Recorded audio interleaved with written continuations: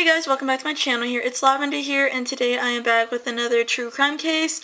Today I am doing the true crime case, the case of Christopher Sutton's evil murderous revenge and rage against his adopted parents and how he tried to kill them and make it look like he didn't do it story. So let's get started into this true crime case video. So this true crime case has been featured in a number of media and TV, such as it was featured in Dateline Crime with Tamara Hall. The Unlikeliest Suspect is the name of that episode. So here's a little background to the events leading up to the attempted murder of his parents. So let's get started into this video. So on Sunday, August 22nd, 2004, after a family birthday celebration that includes Susan and John Sutton's adopted son Christopher, his girlfriend Juliet, and family friend Teddy Monzo, Susan and John Sutton retired to separate bedrooms in their Coral Gables, Florida home after the party to sleep at night. After the party, they all went to sleep in the different bedrooms.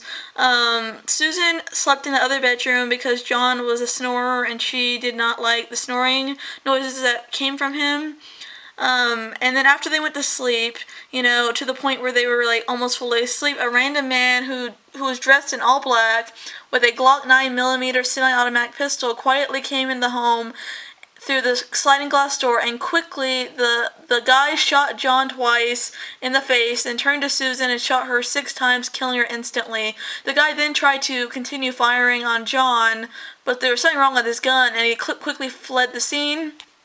John was shot twice in the head. Shockingly, he was still alive after this whole event and moving. He had survived the attack, but was in dire condition, need of help. He was in very critical condition.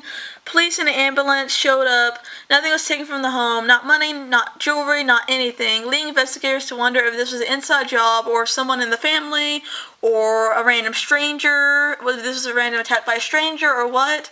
Who could have done it and why? They asked themselves, the detectives asked, and the forensic team. After arriving to the hospital, doctors weren't sure if John would make it or if he would live at all. Everybody says it was somewhat of a miracle that I survived, John Sutton told 48 Hours correspondent Toy Roberts. I lost a tremendous amount of blood. They apparently gave me my last rites. They thought I was going to die. Melissa Sutton was 18, a freshman in college, and she was one of the 2 children, including Christopher, and only herself, including, that was their other adopted child. That was Susan and John's other adopted child. It was Melissa. And Susan was dead, and her father had been shot multiple times. She was told twice in the head and in the face in critical condition. When she arrived at the hospital, she says her father was almost unrecognizable in the face, and this whole brutality of the crime had on his appearance.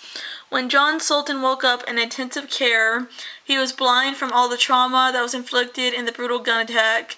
The magnitude of my injury, the facial pain, and the loss of my eyesight was just so huge, and it was just so shocking, John quoted himself. John thought people were out to get him because of his business while he lay injured in the hospital. That was his thoughts.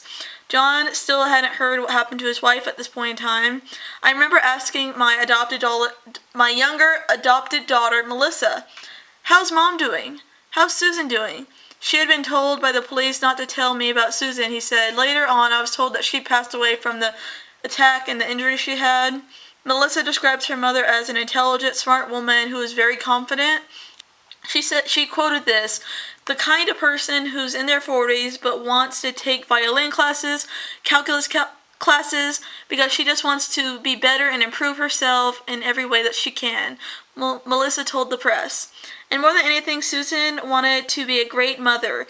Once the head nurse at a surgical intensive care unit, Susan gave up her career in the late 70s when she and John adopted their first adopted child, Christopher.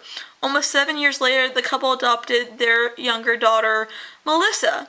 That was the happiest day of her life. It was absolutely the happiest day of her life, said Susan's sister, Mary Manifer. She truly loved those children, she told them. Those children were now planning their mother's funeral as police and crime investigators surveyed the crime scene and were investigating the forensic crime scene. Susan Sutton's jewelry and John Sutton's wallet were left untouched on a dresser. So if financial gain / robbery wasn't the motive, what was the motive? They would ask themselves, the detectives would say. John remembered bits and pieces of that night, of that bloody night, of the brutal shooting attack massacre in the bedroom. He thought he remembered seeing a dark black figure at the door. John explained he might have been an African American man, or a man wearing all black clothing. He was not too sure, as his memory was a haze from the accident. And then Teddy said something surprising. His friend, that he was a marksman and he had been shooting a gun earlier that day. He had phone calls with Susan late at night. Kind of suspicious, detectives thought. They thought he was hiding something. He was asked to submit a polygraph, which he did, and he failed it, especially in regard to his relationship with Susan. The interrogation continued until he finally revealed his secret. He was having an affair with John's wife, Susan, and just a sexual relationship. And police did consider him a possible suspect with a good motive, because lots of times when you are looking at true crime cases, love triangles can get messy and lots of drama can play out in these true crime cases. People can act out very crazy and shit because love triangles cause people to act out. But Teddy was ruled out because the gun did not match the murder weapon that they were looking for. The police were able to confirm that he wasn't in the Sutton home during the shooting. As for the polygraph, police say he failed because he was trying to hide the fact that he was having an affair with John's wife. When John was asked about his wife's affair with Teddy, John said, "I wasn't very happy. I wasn't too happy about it. I was very, very upset and betrayed by this." Up until that point, John and Teddy had a strong working relationship in their workplace, and their law firm had just gotten one of their biggest settlements ever, over $1 million. Police investigated everyone that was involved in their workplace drama to see if any of them could have committed this crime, but they all had alibis. After police detectives interviewed John's closest friends, there was one name that kept popping up in their minds, and that was the adopted son Christopher Sutton's name that kept popping up throughout this entire investigation. Detectives at first thought it was odd that all the fingers were being pointed at, Christopher. He was then, at the time, 25 years old. 4 months after the shooting, Christopher had been by his father's side, helping him after the whole bloody attack. And when John finally left the hospital, he moved in with his son at his condominium that the father bought for him. But police were hearing alarming red flag stories about this troubled adopted son Christopher. He became the prime suspect in this true crime case because of not only his actions, but the whole situation in general. When Christopher was only 16 years old, John and Susan sent their son away to a behavioral camp in Samoa. Christopher had been getting into lots of trouble back at home and in school. He was being very defiant. Christopher was in and out of more than a dozen schools and would routinely skip school and break into houses, causing drama. I was routinely driving him to school, dropping him off at the front door, and he was routinely skipping school and walking out the front door and the back door. He and some other kids broke into a teacher's house and trashed it inside. We got sued, and the damage, that was perhaps more than $50,000, John said. Asked if he was an out-of-control teenager, Christopher responded saying, "Out of control. I mean, I definitely wanted to do my own thing. I was definitely into body piercing tattoos, edgy things, but my parents, actually hated that stuff. But I really wasn't doing anything that was horribly wrong. I didn't hurt anyone." But people said that Christopher didn't get his way. He would act extremely angry and become very, very angry. Maybe anger issues or something. When Christopher was 16, the real-life Lifetime movie drama escalated. Susan called me and said, "We got a problem," John told the reporter. In Christopher's room, Susan found a note. It was a plan to kill his parents for insurance money and inheritance. When confronted with this evidence, Christopher played it off as if it was all a complete joke, but the family frightened and they wanted Christopher out of the house. They even got a restraining order against him. Christopher was later shipped off to Samoa, a place called Paradise Cove, but this was no vacation. It was a hardcore behavior program for troubled teen boys to change their behavior. A year into Paradise Cove, Christopher sent a video message to his parents. "All right, Mom and Dad, wanted to tell you I don't feel like you guys love me," he said. Christopher said, and just sent them more video messages. Christopher said he tried telling his parents about the abuse. And John said this quote, "Did I believe he was being abused?" John said, "I didn't believe it." And I can't imagine that's what was happening, because Christopher is a very, very manipulative person who over-exaggerates things when he doesn't get his way.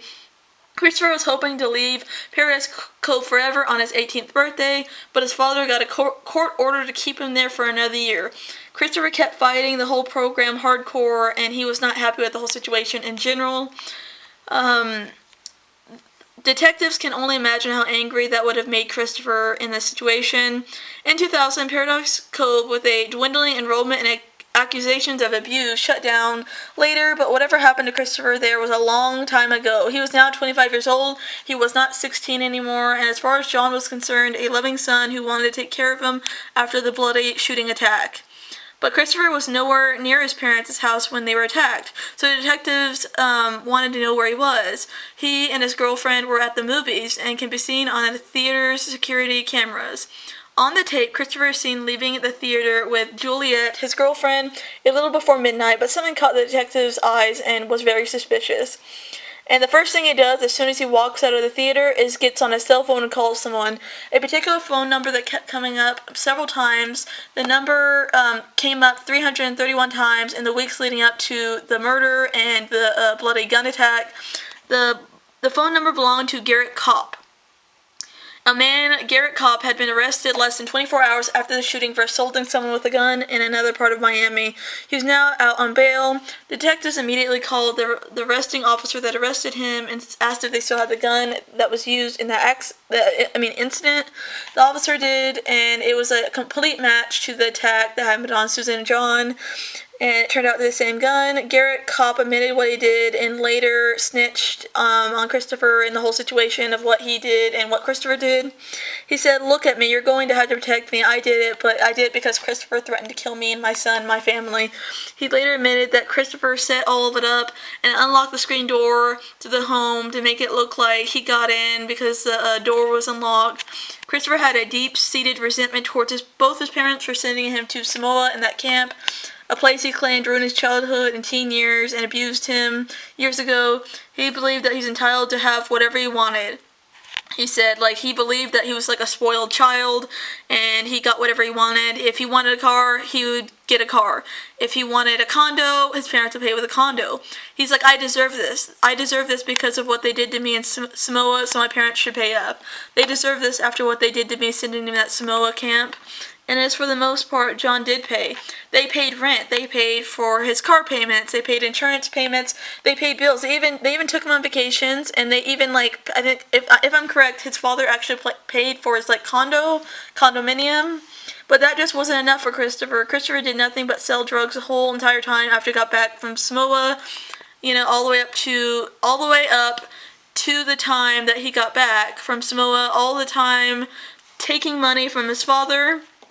John didn't want to believe it at first, but what he was hearing about how his son could have been in on this whole murder plot, but it all started to make sense to him because the events, and that also goes for the daughter. The daughter also thought it was After this, Christopher was on the run from the law and the police for almost 2 weeks before being apprehended. And after the police found him, asked if he still loves Christopher, John tells Roberts, "I would have to say, no, I do not. I do not want to rekindle a relationship, and it's hard. I can't connect the dots between what he was doing at age 5 and what happened after the age of 13. He's not the same person." Before sentencing, an emotional John addressed the courtroom. "Regardless of the result, this is a bad case," John told the court. "I lost my beautiful and only wife, Susan. I lost my son. I lost my business. And I was betrayed, and I even lost my eyesight." Christopher was later sentenced to life in prison without the possibility of parole, along with his accomplice. His sister Melissa said she'll never speak to him again after what he did to her family and her father. And it's just a horrible, tragic case all around. So if you guys like this video, don't forget to comment, like, and subscribe. Bye guys, see you next video.